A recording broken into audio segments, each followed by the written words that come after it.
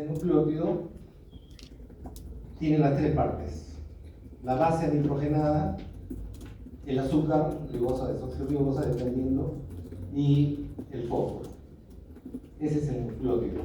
Si le quitas el fósforo, es nucleósido. ¿Okay? Si le quitas el azúcar, es la base nitrogenada. Está correcto, ¿no es cierto? Esto están repitiendo lo que ya normalmente ya saben. Esto no sé si lo hicieron en clase, pero esta es pregunta de examen probablemente. La ribosa es un azúcar de 5 carbonos. ¿Ok? Quiero que me aprendan de memoria 4 carbonos. El carbono 1 es donde va la base nitrogenada. ¿Ok? El carbono 2 va a determinar si es ribosa o desoxirribosa. Ese carbono 2 tiene HUOH. ¿Ok? Si es H es desoxi, sin oxi, desoxirribosa. Si es OH es la ribosa. ¿Está claro esto? El carbono 3 y el carbono 5, imagínense como es como un Lego. Ustedes han aprendido que el DNA crece de 5' a 3'. ¿Sí? ¿Eso lo han visto? Ya. Imagínense al nucleótido como un Lego, ¿no? Tiene el potito y tiene la cabecita. ¿Ok? Entonces, ustedes pueden hacer, el ADN es una cadena larga, entonces ustedes pueden poner una torrecita, ¿no? De diferentes legos. ¿Ok? Y siempre de 5' a 3'. Entonces, el 5' es este carbono de acá, donde va a ir otro lego encima. Por medio de el segundo lego va a poner su 3' y así 3, 5, 3, 5, 3, 5, millones de 3, 5 apilados en un cromosoma, por ejemplo. ¿Ok? ¿Está claro esto? El carbono 4, no sé para qué sirve. Entonces, eso no les voy a preguntar a ustedes. Entonces, carbono 1, ¿para qué sirve? Carbono 2, óxido o desóxido. Carbono 3 y 5 son la base y la cabecita del Lego. ¿Ok? Vamos a ver más adelante, por ejemplo, algunos antibióticos son como legos rotos, ¿no? Está roto la cabecita o está rota la base. Entonces ya no puedes aplicar ADN. Antibióticos, no sé, contra cáncer, hay moléculas que son legos rotos. Vamos a ver más adelante.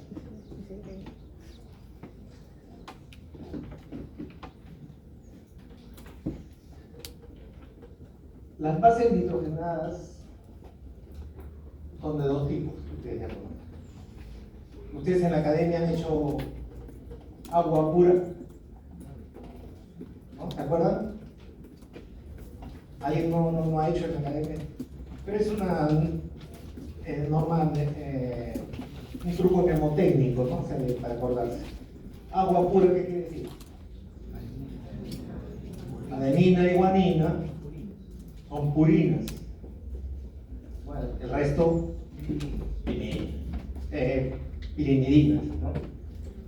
C, T y U son pirimidinas. A y G son purinas. ¿Okay?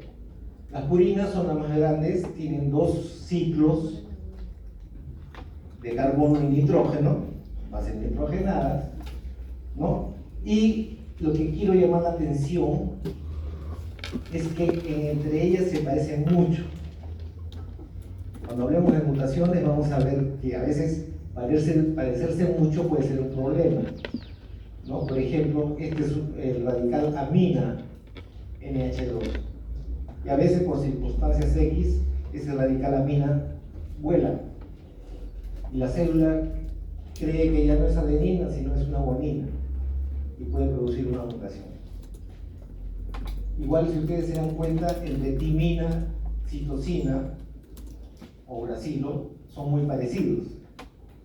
Un cambio, una desaminación o un cambio de carbono puede hacer que alguna de estas citosinas se desamine, por ejemplo, y se parezca mucho a un uracilo o una timina. ¿Okay? Y eso puede producir una mutación. ¿Está claro esto?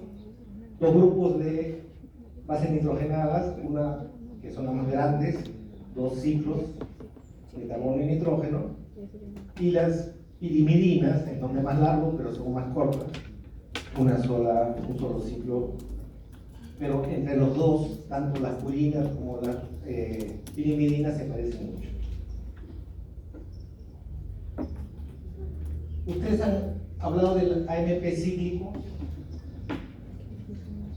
Del GMP cíclico, ¿no? Que son mensajeros intracelulares, ¿no? ¿Se acuerdan? ¿Han hecho eso? No sé si han hecho en biología o en bioquímica el SNAD, NADH o el FAT, el GADH, que son coenzimas que están asociados a la energía. Todos estos son nucleótidos. ¿Okay? Por ejemplo, el AMP cíclico es un AMP, adenina monofosfato, que ha hecho, que está encerrado, ¿no? Igual que GMP, ¿no? Lo que les quiero decir, que los nucleótidos no solamente sirven para hacer mensajes genéticos, sea DNA o RNA, sino también están involucrados en otras áreas, ¿no? Hacer lípidos, hacer ATP, energía, etc. ¿Okay? También sirven como hormonas internas dentro de la célula, ¿no? Y así ustedes ven diferentes tipos de actividades que no necesariamente tienen que ver con el mensaje genético. Bueno, vamos a ver cómo se utilizan, cómo se consigue la célula los ladrillos. Hay dos formas. Una es hacer no de la nada, pero hacer de otros componentes que no son ácidos nucleicos, por ejemplo, de pedazos de aminoácidos, de pedazos de ácido fórmico, de ácido de otros dadores de nitrógeno y de carbono. Vamos a hacer estas bases nitrogenadas, ¿no? O sea, carbono y nitrógeno van a venir de diferentes áreas que no tienen nada que ver con los nucleótidos. Eso se llama de novo, o sea, nuevecito. Estoy haciendo algo que no existe. ¿Ok? ¿Y qué es lo contrario de novo? Es reutilizar, reciclar. Entonces, la célula, normalmente nosotros tenemos dentro de nuestras células ATP, GTP, CTP, UTP o TTP, no sé. Y esas vuelven a reutilizarse. ¿Por qué? Porque hacer un nucleótido es recontra caro. Hay un montón. Si ustedes revisan los libros, para hacer un CGTP o no sé, un AMP o el mismo ATP, se invierte un montón de energía. Entonces, más barato le sale a la célula reciclar. Más barato le sale a la célula romper una pared y sacar los ladrillos y hacer ladrillo por ladrillo. Cada ladrillo es demasiada energía, entonces yo prefiero usar ya ladrillos hechos, ¿no? Para poder reutilizar. O sea, en hacer un nucleótido de novo, un ladrillo de novo, es súper caro para la célula. Y la célula está caña. sea, la célula cuando puede ahorrar, ahorra. Entonces prefiere utilizar el reciclaje, pero si no le queda otra, hacer de nuevo. Está claro este concepto, ¿no es cierto? De nuevo es carísimo. Reciclaje es más barato. Entonces, si la célula puede, utiliza el reciclaje.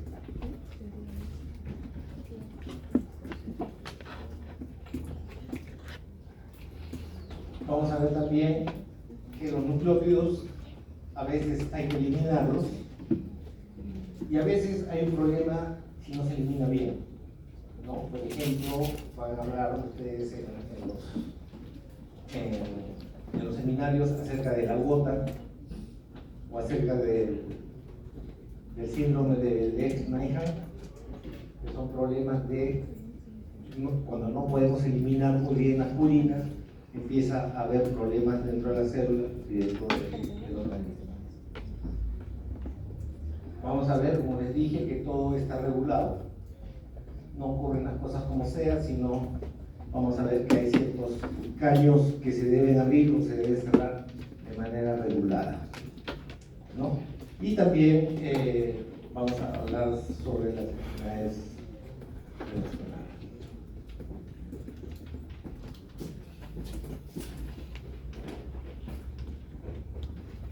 Una de las moléculas más importantes, tanto del proceso de novo como el reciclaje, es esta molécula que se llama PRPP. P en inglés es de fosfo. P es fosfo, R ribosil, P piro, otro P fosfato. Fosfo, ribosil, piro, fosfato. Ya en todos los idiomas es PRPP, en castellano también. Es la enzima que pone al carbono, ¿a qué carbono le debería poner donde va a ir la base? Al carbono 1. El PRPP es acá en el puesto una buena pregunta. ¿En qué carbono va a hacer su trabajo el PRPP? En carbono 1. Ahí es donde va a iniciar, en el caso de las purinas, la construcción del ladrillo, y en el caso de las piriminas va a utilizar el fosfo, ribosil, pirofosfato. Lo que hace es una ribosa en carbono 1 lo va a cargar, le va a dar energía en el carbono 1 para que pueda utilizar esta energía para pegar los diferentes carbonos y nitrógenos que van a hacer un núcleo. ¿Ok? O sea, esta molécula es súper importante. Sirve para cargar una ribosa, ¿no? En el carbono 1 para que le pueda comenzar a poner los componentes de su nucleótido. Esta es una purina. Lo que quiero mostrarles acá es que en la síntesis de novo, cada partecita, cada carbono viene de una cosa distinta. Hay de un aminoácido de lisina, hay del ácido fólico, del ácido fórmico, ¿no? Este es el aspartato viene de la mina del ácido aspartico, y así. ¿Okay? Está claro esto, ¿no es cierto? O sea, tanto las purinas y como vamos a ver también las pirimidinas, hay una parte, cuando es de novo, formado por aminoácidos y algunas fuentes de carbono, como en el caso del ácido fórmico. No quiero que se aprendan de memoria, sino la idea es que tengan la lógica de la formación, en este caso de las purinas. ¿Okay? Este es una ribosa a los cuales la PRPP fosforiloxipirofosfato carga el pirofosfato, el carbono 1, que va a cargar los dos fósforos para que puedan dar energía. ¿Okay? Entonces ahí comienza todo. PRPP carga carbono 1, luego de glutamina saca el amina, o sea, NH2, lo carga a esta molécula, acá la tiene, NH2, luego viene la glicina. La glicina es el aminoácido más simple. ¿Qué es un aminoácido? Tiene un lado amino y el otro lado ácido. Y tiene la glicina solamente un carbono, donde un brazo es amino y el otro brazo es ácido. Ya, esa moleculita chiquita la pega al amino que ya he sacado acá, ¿no? Y ya va formando. Acá R quiere decir la ribosa. No está dibujando la ribosa toda junta, ya saben qué es la ribosa. Este es el NH de acá, y acá le pega la glicina. ¿Okay? ¿Está claro esto, no es cierto? Poquito a poquito va haciendo su molécula. Luego viene una molécula que se llama tetrahidrofolato. Este es el cónico, pero no me acuerdo. Sí, el cónico. Tetrahidrofolato. ¿Han escuchado a alguien decirle, uy, a su mamá le faltaba ácido fólico? Sí, han escuchado que eso lo dicen ustedes todos los días, ¿no?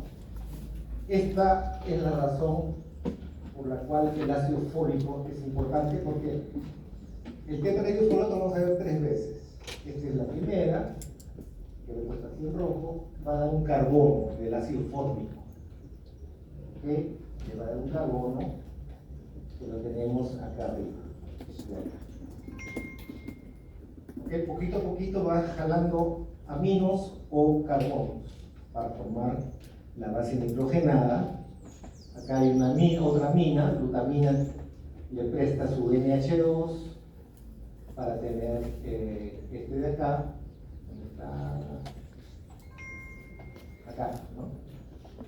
Y luego otra fuente de carbono que pasa acá, perdón, acá un ATP hace que esto se cierre y tengamos la parte de 5 carbonos sin nitrógeno que va a formar la primera parte de la purina. ¿Okay? O sea, primero se forma, las purinas son uno de 6 y uno de 5 que están pegados. Primero se forma el chiquitito de 5 y luego vamos a formar el de 6. Seguimos acá, se cierra y acá se va a formar de nuevo el carbono. Vemos acá el aspartato, que es otro aminoácido pequeño. En este caso tiene la glicina tiene un carbono y el aspartato tiene 2 carbonos, aparte del amino y del ácido, o sea, son en realidad 4 carbonos que se integran en este lado. Luego viene otro tetrahidrofolato para dar un carbono más. ¿Okay? Y estás viendo que ya se va formando la estructura de 6 y al final hay por medio de ATP se forma acá el otro ciclo.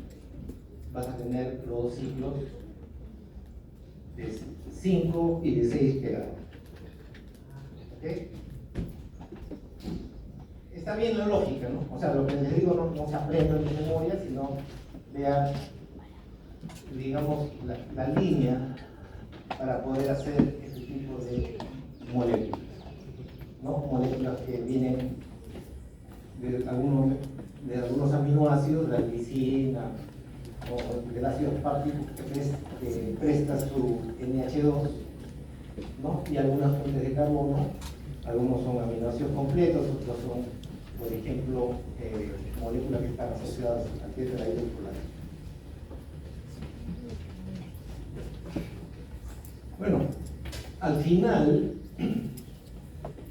de la síntesis de novo hay una molécula importante que es la molécula intermedia. La molécula intermedia es la molécula donde, por un lado, se van a hacer algunos tipos de nucleótidos y si toma la otra vía va a ser otro tipo de nucleótidos. Por un lado, esta molécula se llama IMP, es el intermedio de la purina. Ese IMP puede seguir por una vía hacia las adeninas y por otra vía hacia las guaninas. ¿Okay? ¿Esto está claro? Es un punto intermedio para hacer guaninas y adeninas. Entonces, esta es una molécula importante. De todas las que tienen que aprenderse, esta es una de las que tienen que saber.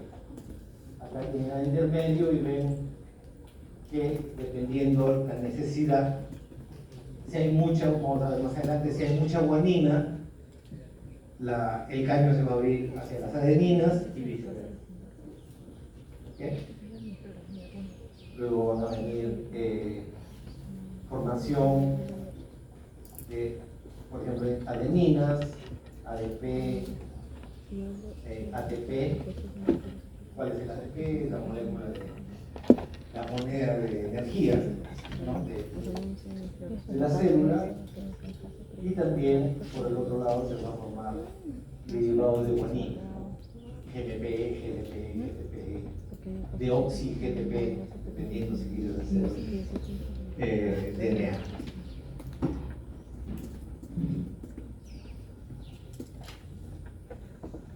Le dije que todo estaba regulado. Imagínense la síntesis de novo como una serie de caños y mangueras que se abren y se cierran dependiendo si yo necesito o no necesito. Entonces lo que tienen acá, ustedes tienen señales en rojo, quiere decir cierra el caño, y en verde quiere decir abre el caño. ¿Okay? Probablemente está muy pequeño, pero, por ejemplo, para hacer de la ribosa a fosforibosilribosa, o sea, la ribosa sin cargar en 1'. Cuando la cargas con pirofosfato, necesitas la acción de la PRPP. Pero si ya tienes mucho producto, ¿para qué quieres más PRPP? Hay que cerrar el caño, porque vas a desperdiciar energía haciendo algo que ya no necesitas. Si tienes mucha guanina, mucha adenina, cierras el caño. Y esto, por ejemplo, el producto GMP o MP va a pegarse acá para cerrar el caño de la PRPP. O sea, ya no vas a hacer más ribosa cargada porque no es necesario. Y es mucha energía por la fuga. ¿No? ¿Está claro esto? Pero hay momentos en que te faltan, ¿no? Por ejemplo, tienes mucho AMP, pero te falta GMP para hacer el ADN. Entonces, un exceso de GMP y una falta de AMP va a estimular aquel nucleótido que falta, ¿no? Y al revés, un exceso de AMP y una falta de GMP va a regular al contrario, para equilibrar las cantidades que yo necesito.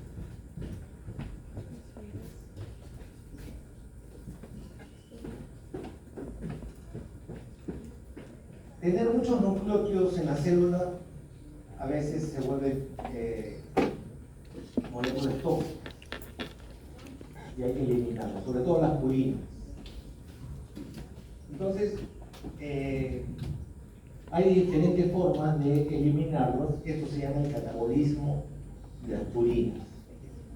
¿Okay? Ustedes ven que tienen, por ejemplo, estas que van GMP. ¿Qué tiene el GMP? Tiene guanina, tiene ribosa y tiene fosfato. ¿Okay? Yo quiero eliminarlos, entonces vamos sacando el fosfato, vamos sacando la ribosa y luego eliminamos la base nitrógena. ¿Okay? Entonces, acá de GMP sacamos el fosfato y tenemos el nucleósido. ¿Okay? Guanosina, sin fosfato. Luego le sacamos el azúcar, ¿no? Y tenemos la base nitrogenada. Esta base nitrogenada igual pasa acá en el AMP, también le sacamos la ribosa, le sacamos el fosfato, la ribosa, y incluso acá hay una eliminación de un NH, en este caso 4, un nitrógeno, y se vuelve la molécula inosina, ¿no? Que por diferentes guías se va a convertir en esta molécula que se llama santina.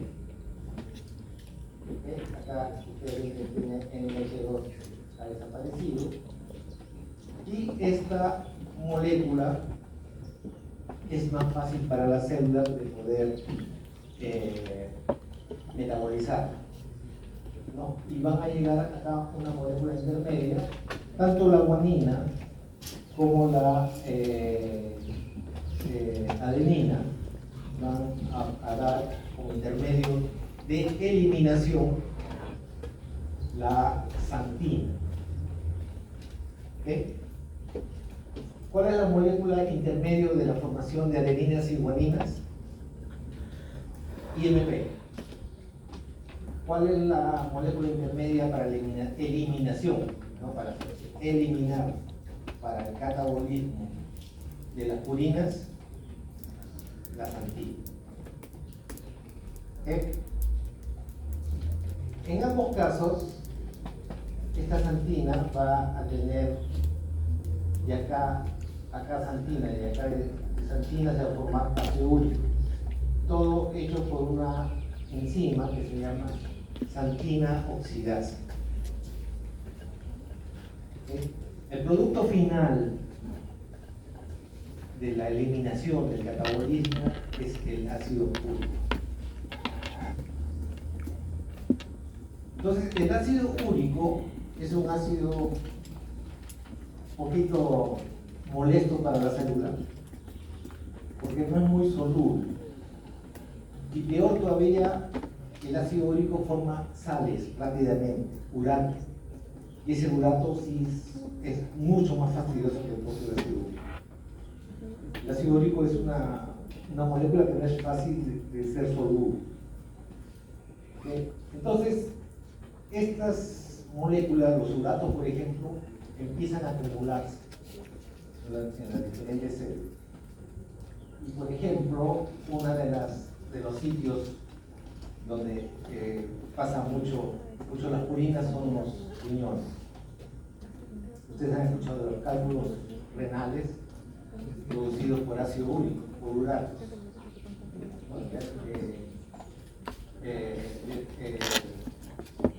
Moléculas que han formado sales y se acumulan no solamente en los riñones, sino también en las articulaciones. Bueno, hay mucha gente que tiene problemas de dolor articulares debido a que los uratos se han formado dentro de las curvituras, ¿no? Entonces hay una molécula que se llama alopurinol. Dicho sea de paso, yo también tomo alopurinol. El alopurinol inhibe a la santina oxidasa. Acá ustedes ven, si ustedes eliminan esta vía, no se forma o baja la cantidad de ácido úrico. Entonces, hay diferentes enfermedades que dan acumulación de uratos.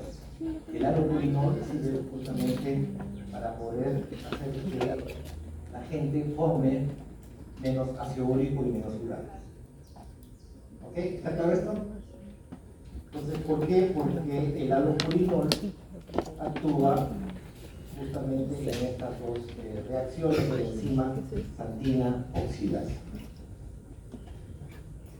¿Ok? ¿Está claro esto, no es cierto? Bueno, entonces hemos visto cómo hacemos un nuevo nucleótido purina a partir de pedacitos de aminoácidos o de ácido fólico o de algunos ácido fórmico, etc. También hemos visto cómo nos deshacemos cuando ya no necesitamos,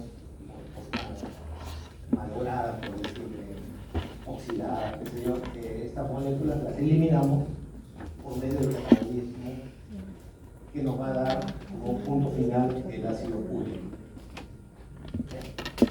Entonces, ahora toca ver cuando estamos reutilizando los ladrillos. Si hemos montado una pared, pero nos han quedado los ladrillos buenos, hay que reutilizarlos, no tenemos mucha plata. Entonces, hay formas de hacer, por ejemplo, acá ustedes tienen los productos cuando hemos deshecho no sé, un AMP, le sacamos el fósforo, le sacamos la ribosa y nos quedamos con la base nitrogenada. Ahora la idea es ir al revés, reutilizar las bases nitrogenadas para poder tener de nuevo AMP, GMP, CMP, VMP. Para esto existen dos enzimas principales que ustedes tienen abajo, donde comienza. Acá tienen la adenina, tienen la guanina y la hipoxantina, que es un intermediario de la xantina, ¿okay? A los cuales esta enzima APRT, que es adenosina o adenina, fosforibosil transferasa. ¿Qué idea le da fosforibosil? O sea, es una ribosa, es un azúcar con fósforo, al cual mi base nitrogenada yo la voy a pegar y voy a hacer directamente de adenina, voy a tener ANP. Porque le pongo el ribosil y le pongo el fósforo. ¿Ok? ¿Está claro esto? Adenosina fosforibosil transferasa. Hay otra enzima, su hermana, que cataliza dos diferentes nucleótidos, hipoxantina, que acuérdense que es un intermediario, y la guanina, ¿no? Esta enzima se llama HGPRT. Hipoxantina, guanina, fosforibosil transferasa. O sea, puede ser hipoxantina o puede ser guanina. Pasa de frente, de abajo, ¿no? Desde abajo pasa a IMP, inosina monofosfato, o guanina monofosfato. Ustedes van a tener un seminario donde hay personas que tienen problemas de HGPRT. Parece que es una H. Y es un síndrome bastante severo, donde hay problemas de desarrollo intelectual, los chiquitos se comen los dedos, se comen los labios, en casos dramáticos, por fallas en esta enzima HGPRT. Otra enzima que es interesante acá es la enzima ADA, adenina deaminasa. ¿Qué quiere decir deaminasa? Que estoy quitando un NH2, un amino. ¿Okay?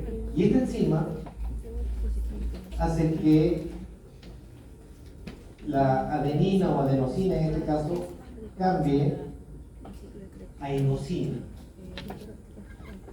Y una vez que está como inosina, esto se puede convertir, por ejemplo, en hiposantina y entrar en esta vía. Lo que estamos haciendo es, cuando tenemos demasiada adenina, podemos nosotros empujar la vía para que se forme más guanina o inosina, ¿no? ¿Cuál es el intermediario de las guaninas? Perdón, de las purinas. IMP. Acá lo tienen, ¿no? O sea, a partir de A pueden formar de nuevo IMP, que puede ser para más adeninas, para más guaninas, pero también pueden ir directamente a formar guaninas, ¿no? Porque tienen esta enzima que convierte la A hacia I, ¿no? Y donde pueden hacer a partir de ahí guaninas. ¿Okay? Bueno, estas son, les dejo creo que van a tener más de un seminario que tienen que ver con problemas de estas enzimas, ¿no? Ustedes han escuchado de los niños burbuja, ¿no? Los niños que tienen que vivir en un ambiente súper aislado porque los patógenos que normalmente nosotros tenemos en el aire los pueden matar. No tienen el sistema inmune bastante bajo. Y esto, por ejemplo, es una mutación en este gen que cambia de adenina hacia inosina. Si eso no funciona,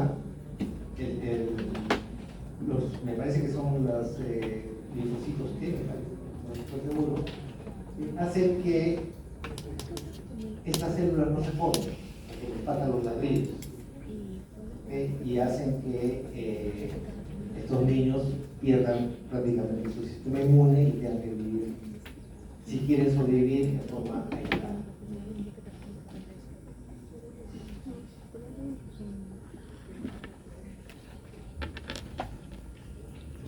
Las pirimidinas son moléculas más pequeñas, son más fáciles de hacer, y básicamente la lógica es la misma, ¿no?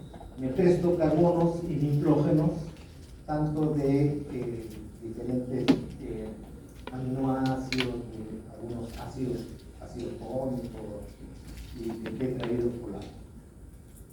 Entonces acá la diferencia entre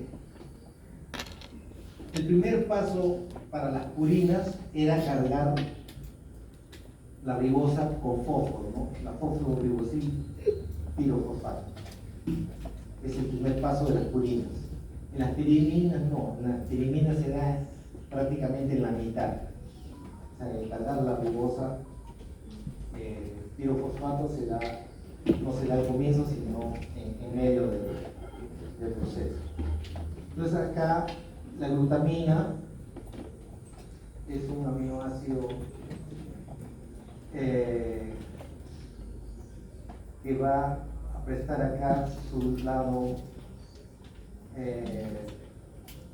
carbono y nitrógeno para la pirimidina. Ahí todavía no hay ribosa, ¿no? Y luego va a venir otro aminoácido, el ácido espártico o aspartato, que también va a formar esta estructura, ¿no? Y luego se va a formar un anillo, y acá recién entra PRPP. En las purinas, el primer paso es utilizar la fosforibosil pirofosfato, ¿no? La PRPP. Acá lo hace en un sitio intermedio. Acá recién se carga con la ribosa y el fosfato. ¿En qué carbono? Carbono 1. ¿Okay? Entonces ya tienes acá esta molécula que se parece mucho a la pirimidina que se usa. Este es todavía un intermediario, UMP. Y luego, como vimos en las purinas, ¿cuál es el intermediario de las purinas? IMP. En las pirimidinas, en la UDP. Uridina difosfato. A partir de la UDP es donde se va a formar el uracilo y la citosina, y en el otro lado es donde se va a formar los derivados de la timina. ¿Okay?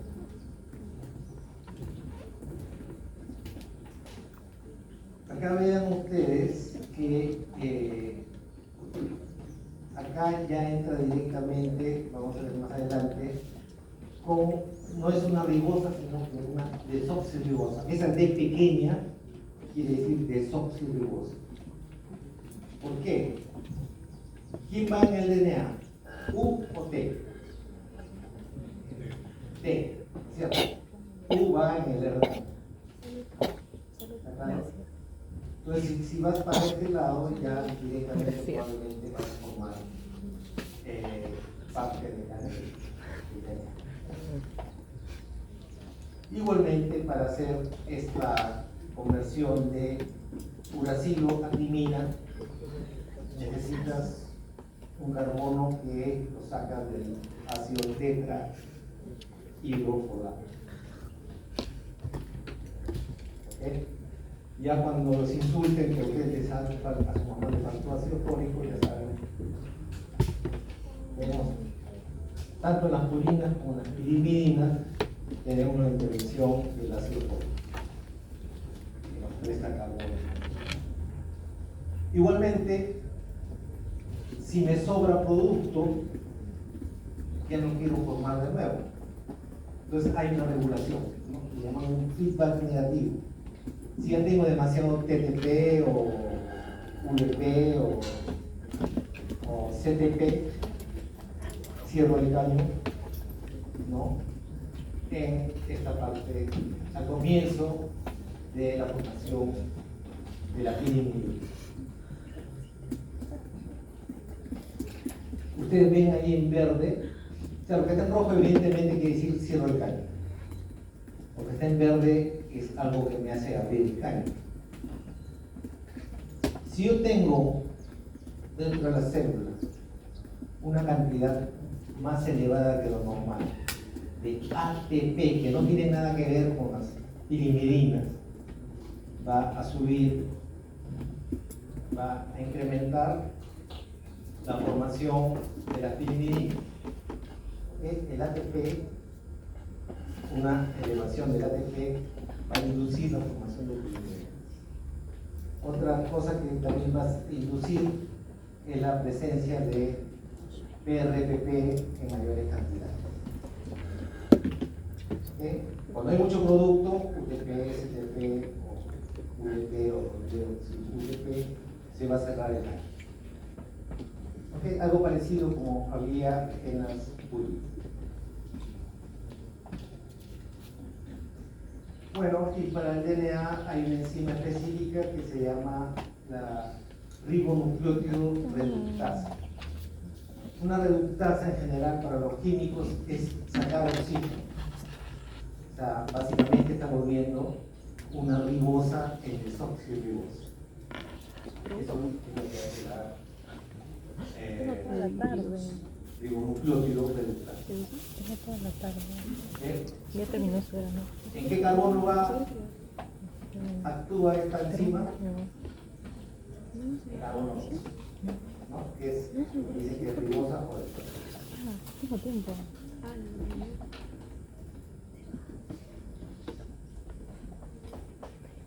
Les dije, ¿no? Si ustedes se ubicaban en los años 40, en los años 50, cuando querían saber o imaginaban cuál era la molécula de la herencia, de la información genética, la gente apostaba, o sea, había lípidos, había azúcares, había ácidos nucleicos, había proteínas. ¿Y cuáles son las moléculas más variadas que se conocen?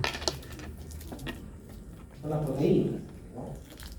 20 aminoácidos, un millón de formas de mezclar, no sé, agarren 10 aminoácidos distintos, colóquenlos de manera distinta y tienen un montón de probabilidades para hacer proteína. Entonces, eso en la mente de los bioquímicos de la época esa era la molécula de la herencia. No sabían cómo hacer, pero era lo que apostaban, ¿no? Los ácidos nucleicos eran como los lípidos, como los azúcares, moléculas aburridas. ¿Cuántos nucleótidos, cuántos ladrillos tienen los ácidos nucleicos? 4. ¿Qué vas a hacer con 4? O sea, en esa época no sabían cómo mezclar tan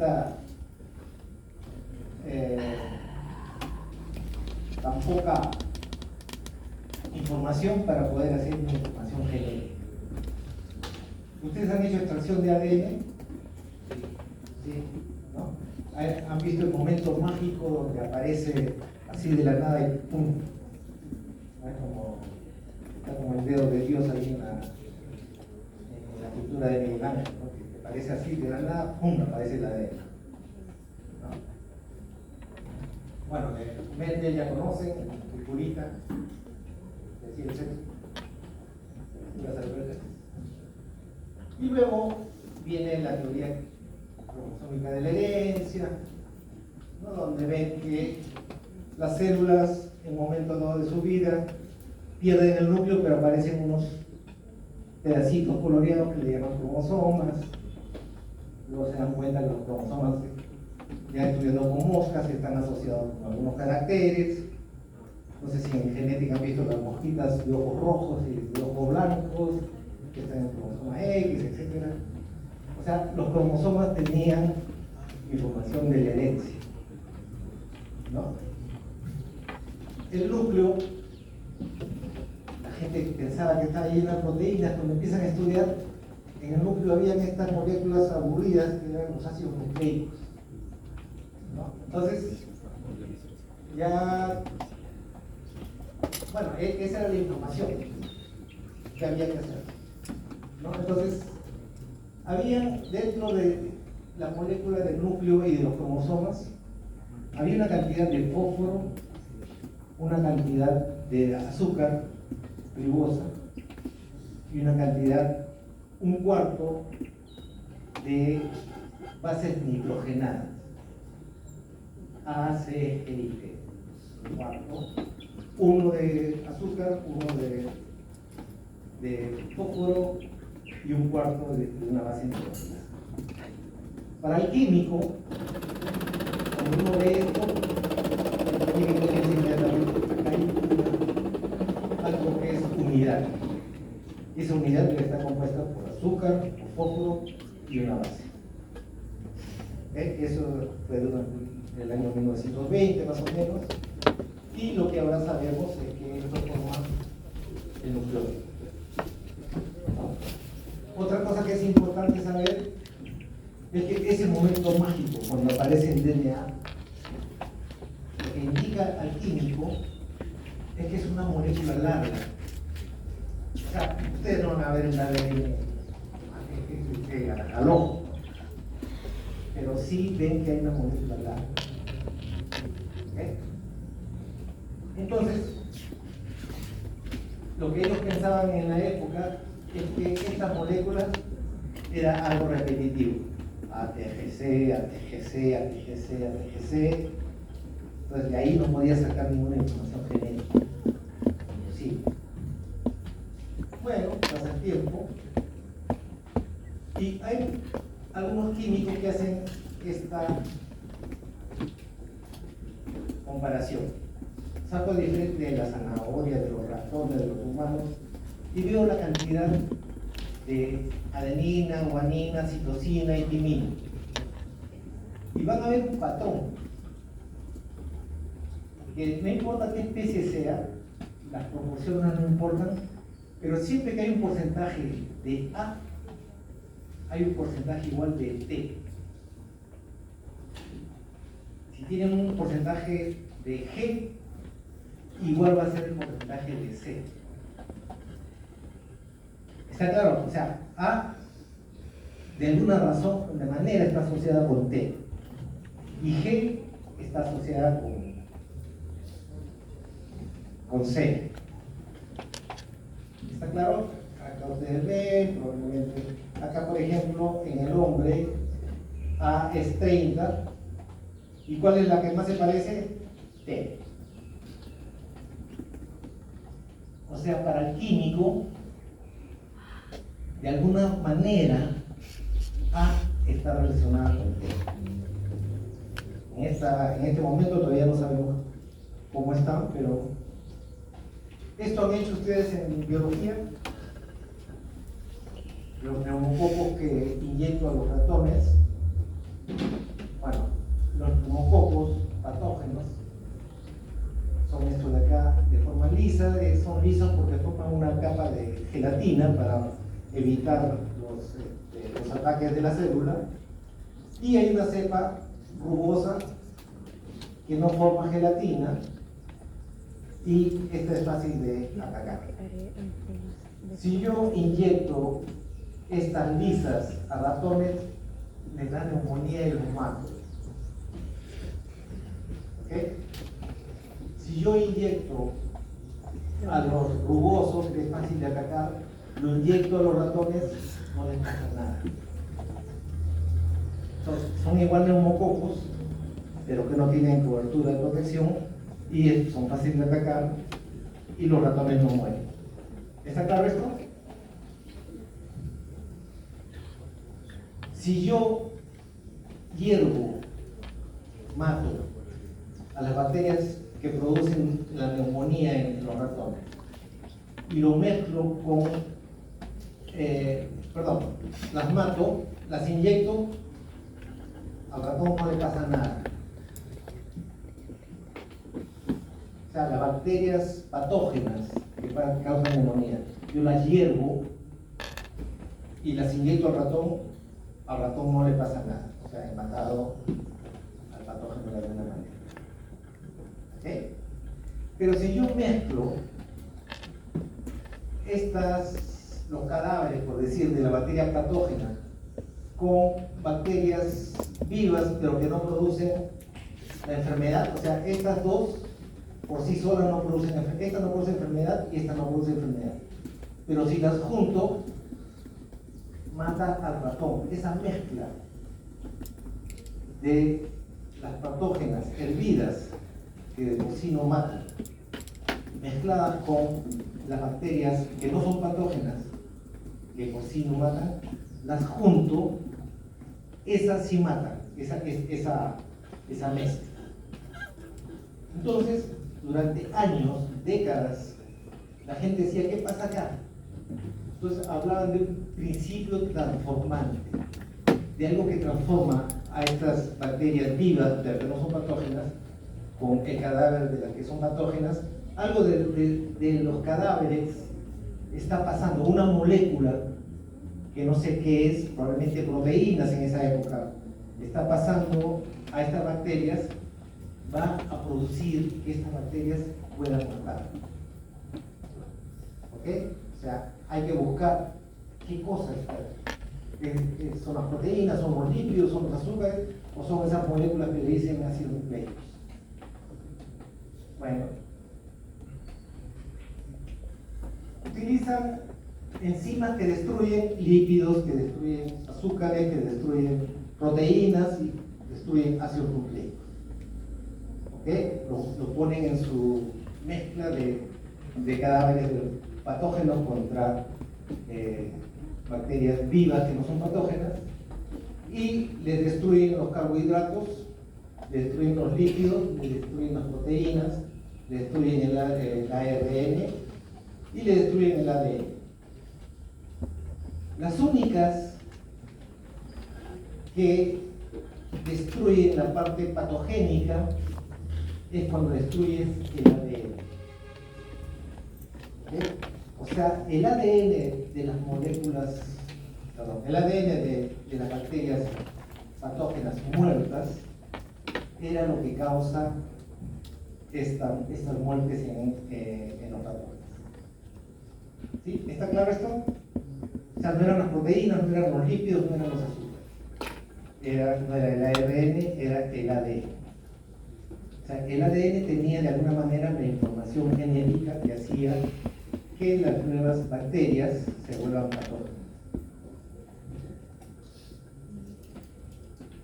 Pero era el año 1944, nadie me creía porque, como les decía, los ácidos nucleicos para la época eran las moléculas más tontas, más aburridas que podía haber. ¿Okay? Luego viene este experimento donde definitivamente, ¿conocen este experimento? De la licuadora. Hay el virus bacteriofago, es simplemente una jeringa, si ustedes quieren, de proteína, y el interior son ácidos nucleicos, o DNA en este caso. Entonces, en este experimento tengo dos moléculas, o proteínas o ácidos nucleicos. Mi apuesta son las proteínas y marco ambos de diferentes formas. Las proteínas se marcan con azufre radioactivo, porque hay un par de aminoácidos que tienen sulfato, ¿no? Ustedes vean cuando les toque aminoácidos, es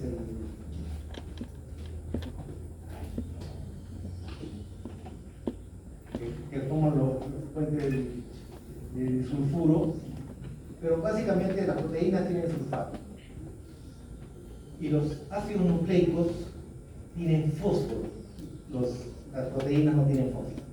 Entonces, si yo marco por un lado un cultivo donde pongo fósforo radioactivo y en otro pongo azufre radioactivo, voy a marcar por un lado los ácidos nucleicos o los aminoácidos, las proteínas. ¿Okay? Entonces lo que hago es, yo sé que la información genética de los bacteriófagos tiene que introducirse dentro de la proteína, hago la infección y en el punto intermedio lo pongo en una licuadora para que se suelte la jeringa, si ustedes quieren, de las bacterias. Entonces, ¿qué es lo que queda dentro de la bacteria? ¿Va a quedar proteína o va a quedar ácido nucleico? Y la respuesta fue que lo que estaba dentro de las bacterias eran los ácidos nucleicos. O sea, la información genética del bacteriófago no era proteína, sino ácidos nucleicos. Y este fue el experimento que probó prácticamente que estas moléculas tontas,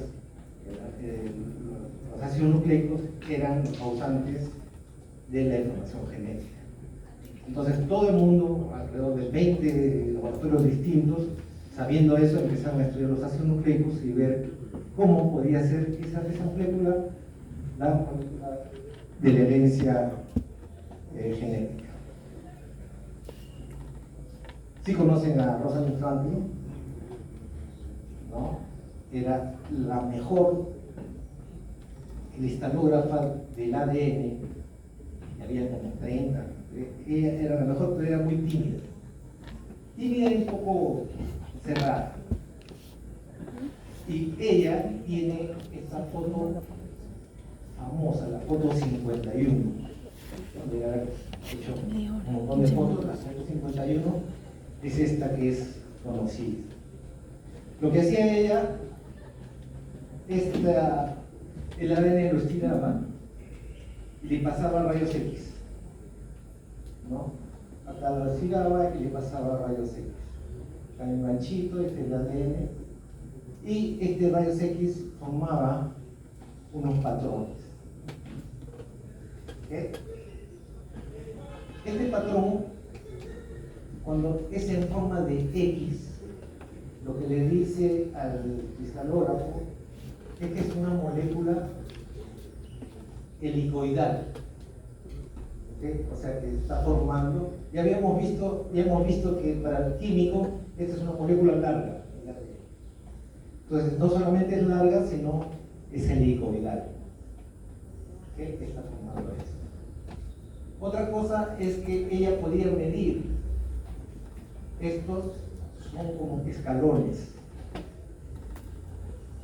Y se pudo dar cuenta que en cada vuelta había 10 escalones, y entre escalón y escalón hace alrededor de 3.4 nanómetros, y que el diámetro de esta molécula era 20 Armstrong, 2 nanómetros. 2 nanómetros o 20 Armstrong. Y esto va a ser importante, como vamos a ver luego, el ancho del ADN. ¿Okay? No se olviden de este dato. 20 nanómetros. O 2 nanómetros o 20 Armstrong. ¿Okay? Se dice, nadie sabe hasta ahora, que su colega de laboratorio le robó la foto y se la pasó a Watson y Crick, que ustedes conocen, ¿no? Entonces,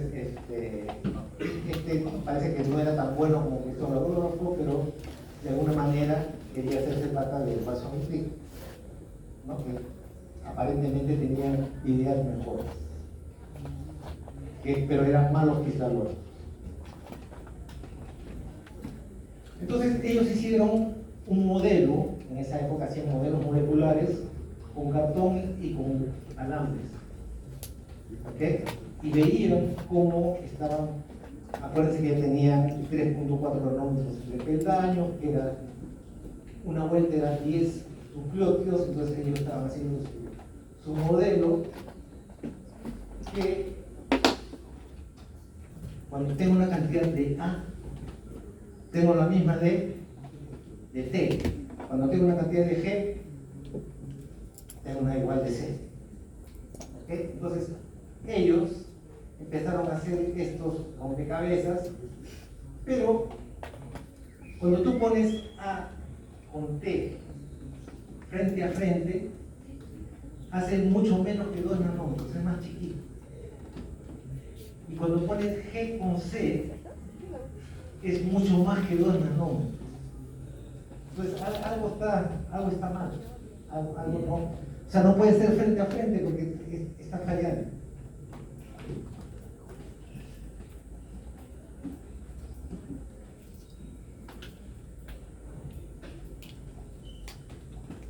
Entonces, si pones frente a frente A con T, es muy pequeño. Si pones frente a frente G con C, sigue siendo pequeño.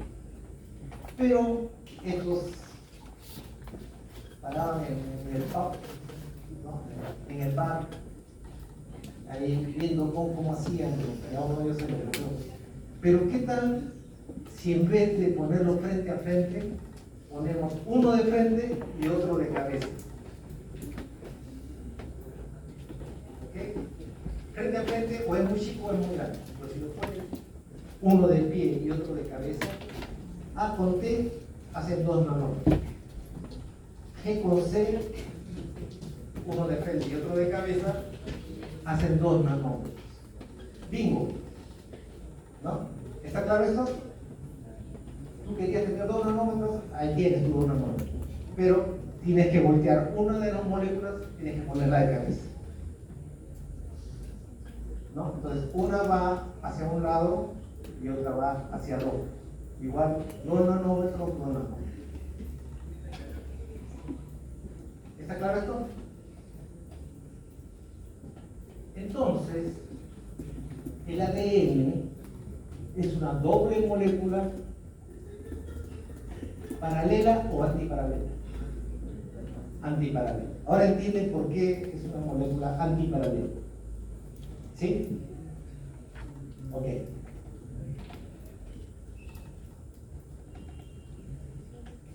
Y la otra parte es que las barangas era súper aburridísimo entre fosfato ribosa o desoxirribosa, fosfato desoxirribosa, fosfato desoxirribosa, y así millones de veces en un cromosoma.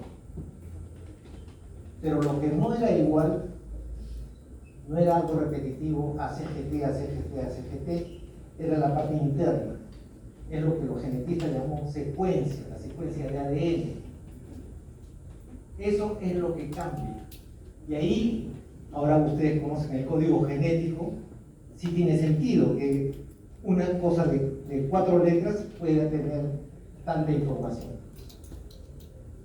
Está claro esto, ¿no es cierto? O sea, la información genética está escrita a G, C, C, C, C, T, a G, G, ¿no? Pero un cambio de esas, cualquiera de esas letras, va a ser una mutación que probablemente va a causar una enfermedad, o va a causar una especie se reproduzca de otra manera, todas las cosas que pueden pasar. En los 4.500 millones de años que tenemos como seres vivos, ha habido tantos cambios que todavía hay bacterias, hay seres humanos, hay plantas, patógenos, etc. ¿Está claro esto? Entonces, las banandas súper aburridas, desoxirribosa, fosfato, desoxirribosa, lo que está en el medio, la secuencia, es lo más importante. Y prácticamente toda la información genética está escrita en estas partículas, ¿no?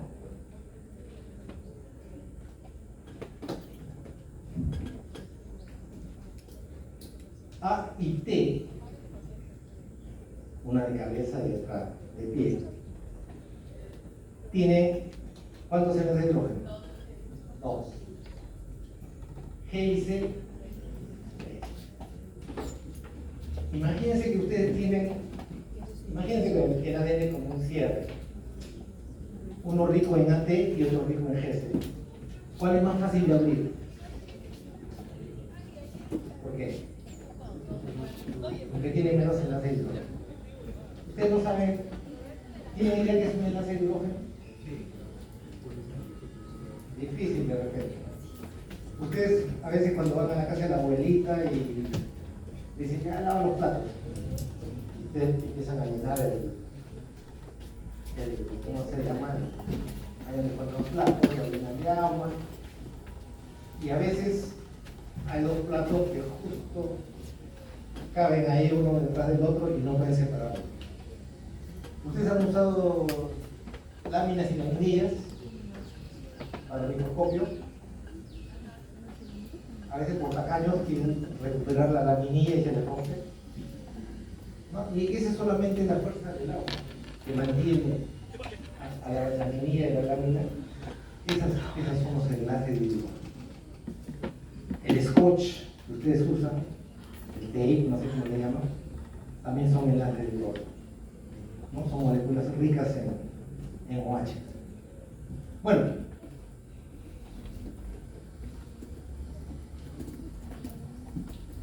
hay diferentes formas, o sea, el ADN no está cerrado todo el tiempo, a veces tiene que abrirse, por ejemplo, para la replicación, o para copiar el RNA en la transcripción, ¿no? Eso se llama denaturación, o sea, abrir la molécula de ADN. Como vamos a ver más adelante, los orígenes de transcripción, de replicación, la parte de los promotores, por ejemplo, son ricos en AT. ¿Tiene lógica? ¿No? El origen de la replicación y los promotores son ricos en AT.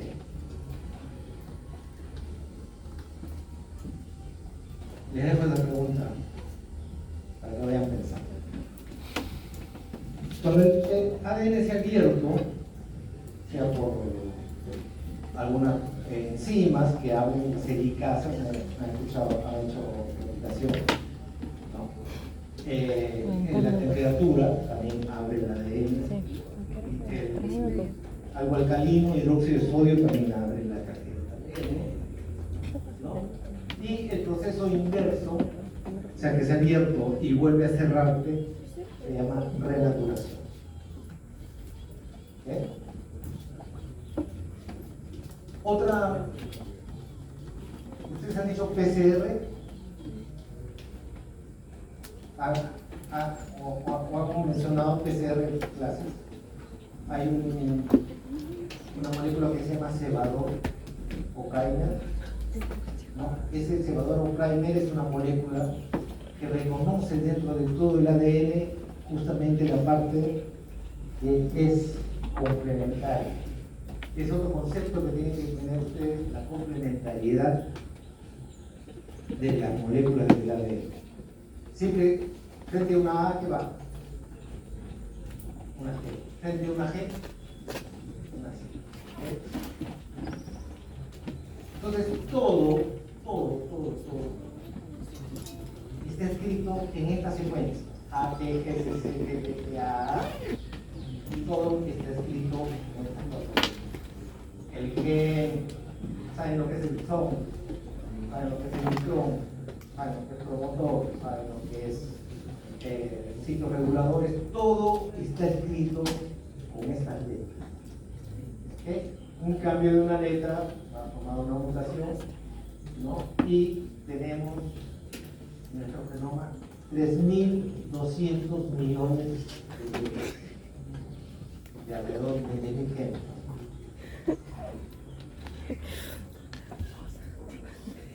Les voy a pedir solamente que se aprendan 10 nucleótidos. Una línea de esto. Esta es la secuencia de gen de la insulina, pero teniendo en cuenta solamente los exones. ¿Okay? Porque si yo pongo los intrones me faltarían páginas.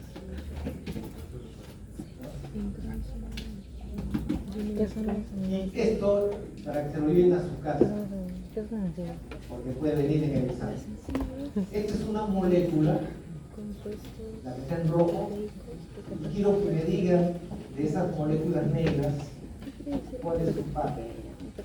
Repito, que es un compuesto proteico, está formado por proteínas. Las proteínas son macromoléculas unidas por los peptídeos de aminoácidos. ¿Qué quiere decir? ¿Ya? Entonces, son moléculas que ya tienen ya una posible pregunta de examen. Ahora no, ya ustedes bien. ¿Ok? ¿Está claro? Para redondear, hemos visto cómo se producen los ladrillos de los ácidos nucleicos, tanto las purinas como las piripidinas. Ya no hay ahora. ¿No? Las bases nitrogenadas, hemos visto que las purinas son más grandes, las piripidinas más pequeñas. Cómo están reguladas. No todo el tiempo se están haciendo purinas, hay momentos que la célula lo necesita y hay que cerrar el caño. Hemos visto que un exceso de algunos de los productos puede hacer que ya no se produzca tanto de fosfolipofosfato como en etapas intermedias. Hemos visto también que las purinas dentro de las células que se acumulan mucho son tóxicas, hay que eliminarlas, hay un catabolismo de las purinas y que el producto final, por lo menos para el ser humano, es el ácido úrico y sus derivados los uratos, que son cristales que se acumulan en los riñones, en las articulaciones y pueden producir diferentes enfermedades. Hemos visto también que hay una vía de salvamento, ¿no? O sea, de reuso, de reciclaje, donde podemos usar las bases nitrogenadas para poder hacer de nuevo los ladrillos del ADN de la ARN, ¿no? Que son AMP y en el caso de la timina de óxido TNP. Bueno, y hemos visto que una molécula aburrida como el ADN, que nadie creía que era la molécula de la herencia, está probando ahora, que ya la conocemos con mayor